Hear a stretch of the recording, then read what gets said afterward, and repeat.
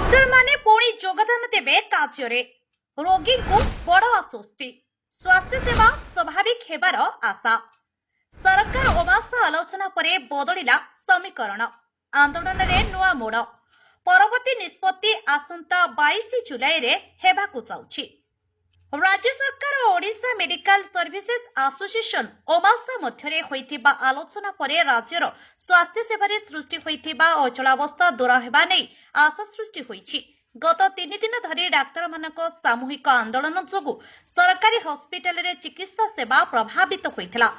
बाह्य रोगी विभाग ओपीडी सह अन्य सेवारे बाधा सृष्टि हेबारु साधारण रोगी और सेमानक परिवार विभिन्न समस्यार सम्मुखीन होइथिले।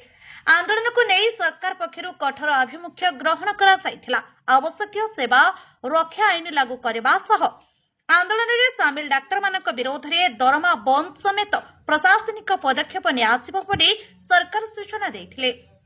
एहा परे उभय पक्ष मध्यरे आलोचनार पंथा खोलिथिला एवं समाधान पंथा फिटिला।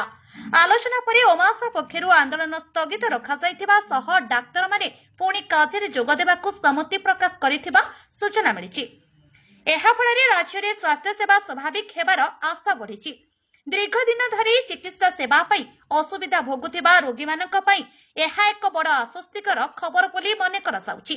तेबे आलोचना रे केउ सब प्रसंग रे सहमति प्रकाश पाइछि एवं डाक्तर मानक दाबी पूरण नै सरकार केउ पदक्षेप नेबे से नै जुलाई 22 तारिख रे स्पष्ट चित्र सामना को आसीबो।